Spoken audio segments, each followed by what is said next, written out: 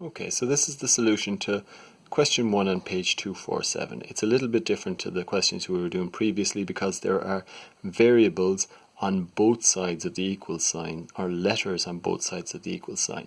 But it's the same thing we're trying to do. In the end, we want to find out what is A equal to. And we can use the same process we used in the previous questions. So here we have 5A minus 9 equal to 54 minus 4A.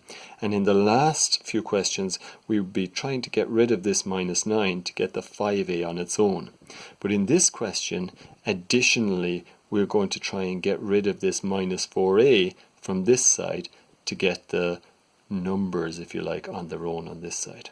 Okay, so the first thing we're going to do is, and we'll take this one step at a time, is try to get rid of the minus 9 from the left hand side. And we know in order to get rid of a minus 9, we have to introduce a plus 9. Okay, so my first line is going to be 5A minus 9 plus 9 equals 54 minus 4A plus 9. Now, what we see here is when we go to tidy up, we've got minus 9 and a plus 9, which is 0. So that disappears and we're left with 5A on this side, equal to. We've got 54 minus 4A plus 9. Now when I put the plus 9 in here, I could equally have put it in between these two terms, the 54 and the minus 4A, and then I would have had 54 plus 9 minus 4A, and that might have been easier to see because the 54 and the 9 are like terms, so I can add them together. We've seen that in other questions we've done. So if we take the two of them together, 54 plus 9 gives me 63, and I've still got this minus 4A over here because I've done nothing with it yet. Now the next step is I do want to get rid of that minus 4A though, and the way I get rid of a minus 4A, just like the way I get rid of if I want to get rid of a minus 9, I'd add a plus 9. If I want to get rid of a minus 4A, I put in a plus 4A.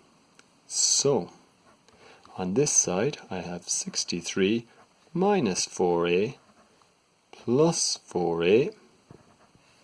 Okay, but if I add a 4A to the right-hand side, I also have to add a 4A to the left-hand side so that my equation remains balanced.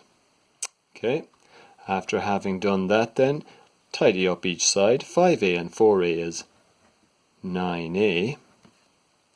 63, well that stays as it is, but the minus 4A and the plus 4A here give you 0.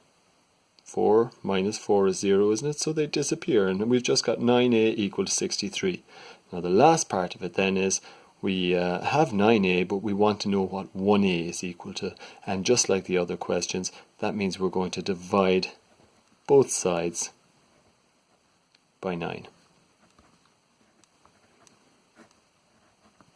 Okay, so 1A, or A, is equal to 63 divided by 9, which is 7.